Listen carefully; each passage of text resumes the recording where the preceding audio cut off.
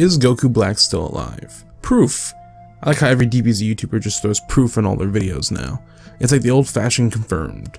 So let's take a quick look at something most people won't even bother with. Goku Black was an amazing yet sadly short-lived villain, with it being the best arc in Super so far as of now. His limitless potential and unique personality adding an element of surprise and depth to the character. Both in the manga and anime, despite their various differences, left Black as a memorable foe.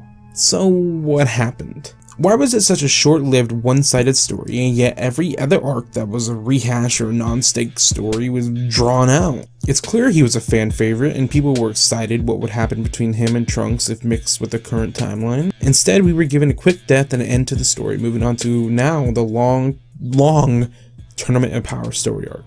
Was that really it? A small side story with more character progression than anything else in the show thus far. What an absolute waste of something special. Still, it's an easy rewatch, with the beautifully animated fight scenes and character intrigue given with great performance. What we're about to get into is both a theory as well as a what-if scenario, and something logical to explain it to back it up. Goku Black sent the DBZ community in a huge frantic frenzy. However, for once, it was in a good way. No one hates DBZ more than DBZ fans, a term borrowed from Star Wars fanatics. Black had people speculating and excited about his origin, motive, and character quirks all over the place. Everyone was making theory videos, analysis, the discussions. It was the talk of the town here on YouTube and Twitter. Even I had a hand in it. The reveal and addition of Zamasu made everything even more intriguing, fueling the fire. A return to a memorable place and a character helps as well. All the pieces were set, and the story begins to unfold. Future Trunks, a lone warrior from a broken timeline, struggling to create a peaceful world. After the defeat of the long-lived android menace and destruction of Cell, he finally tried to create a world for humans to thrive. However, his power had finally grown to where evil Babidi felt he could revive Majin Buu. With no Z-Warriors, Trunks had to face his task alone, guided and trained by the Kaioshin himself. He defeated Dabura and stopped Buu from becoming another crisis. Yet, he and Earth of Black were given no quarrel, no mercy so easily. A man, dressed in black with the face of a fallen legend, arrives and begins to wreak havoc and mayhem. His motives uncertain and power unrivaled. Trunks was pushed in the corner once more, as he was so long ago as a child losing his mentor Gohan. After his mother's death at the hands of Goku Black, Trunks aided by the Sky Humans and leader Mai, travels back in time for help. You know how this song and dance goes. A long yet not so long struggle against a mysterious foe, drawing to epic world-buster proportions. Of course, if you were a die-hard, you'd also know the manga and anime are quite different from each other in details. The visual comic shows interesting and unique powers from the anime, and in return, the animated show displays equally interesting and different events to rival. Oh, that's a great sound to listen to.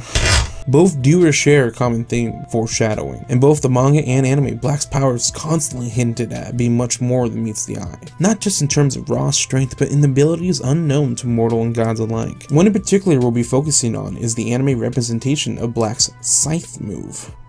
Not even Black knew what it was. He describes it as being an infinite well of power that could lead to a whole nother dimension. Unneeded for the fight in hand, in his mind, he pulled from the power instead to continue the task in front of him, creating clones to do his bidding. So this is what I'm doing now. This whole scene left everyone watching both confused and in awe. What lies ahead for this new character? What will we see from that portal? According to the then almost immediate end to the arc though, following this, it feels as though this whole premise and foreshadowing was heavily shafted with no real satisfying exploration of the answer. Black is a Kaioshin. It is shown very clearly time and time again that his energy is still his own despite it being a strong materialistic form of the Saiyan god Goku. Hence the belief his god form being so different with the accumulation of the different keys clashing and creating something new. Two very different types of gods meshing in power. This new spiritual energy guided by the power of God Ki is probably what led to the extra dimensional like technique. But what triggered this? This sucks. I don't like holding it like that. I guess I'm just gonna do this.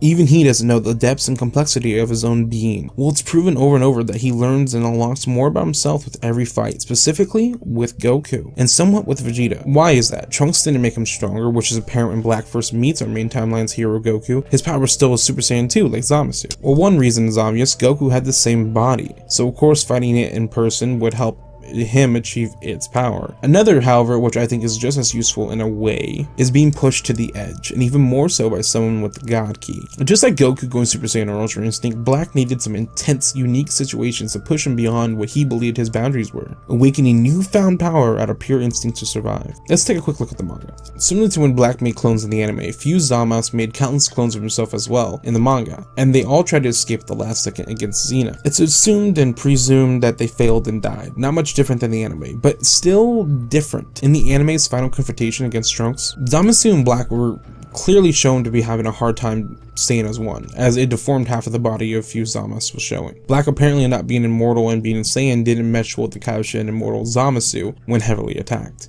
At his final moment, Trunks used a spirit sword to literally cut him in half, where the clear difference in the two beings were fused. The remaining energy left into the void. The rest is history, as then a ghost like Zamasu claimed the sky, spreading throughout dimensions and timelines before being destroyed by Zin. So you know all this, but let's break it down for a moment here.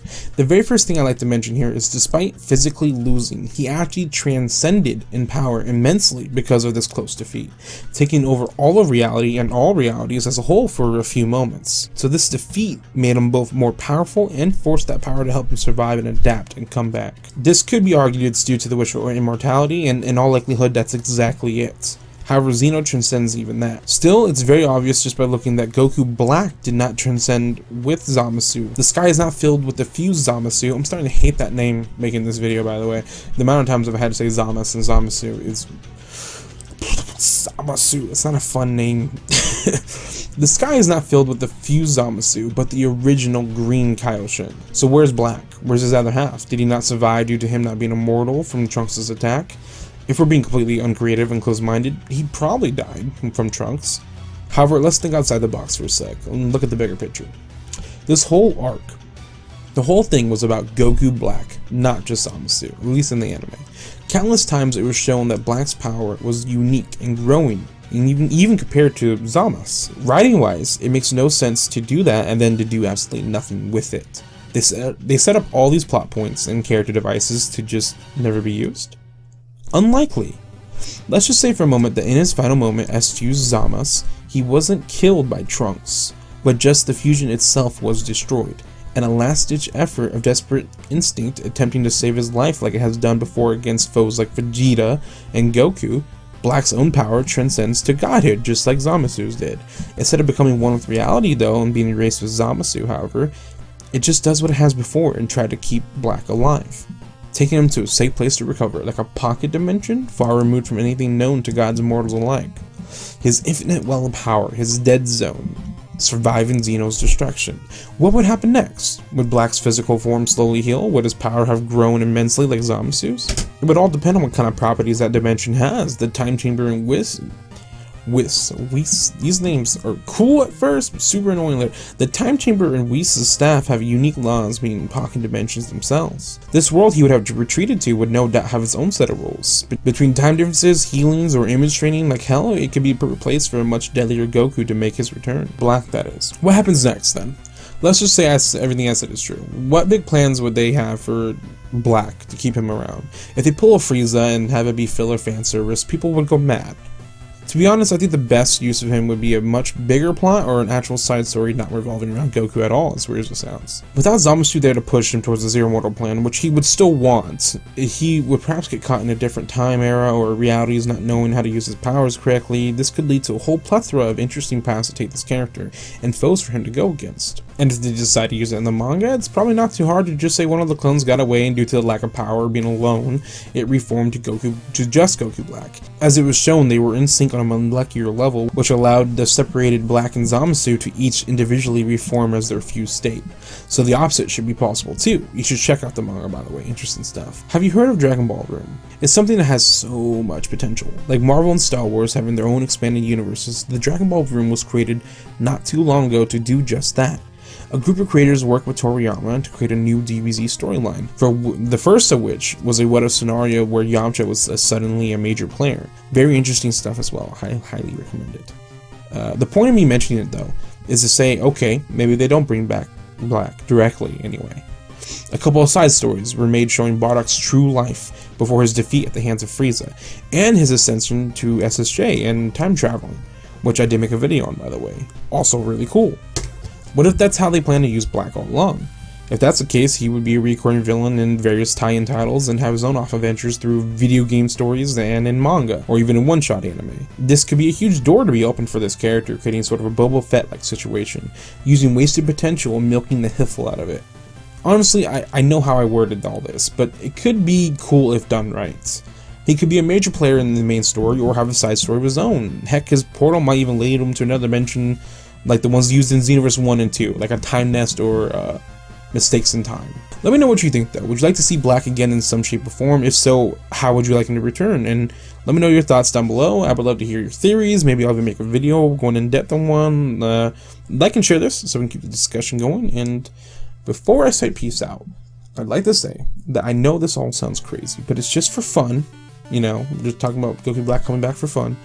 You know, he probably won't, but I would like to see him again. Like, I would like to see the Bardock treatment. I know some people don't like that, but I think it's cool. You know, Dragon Ball Z has never been the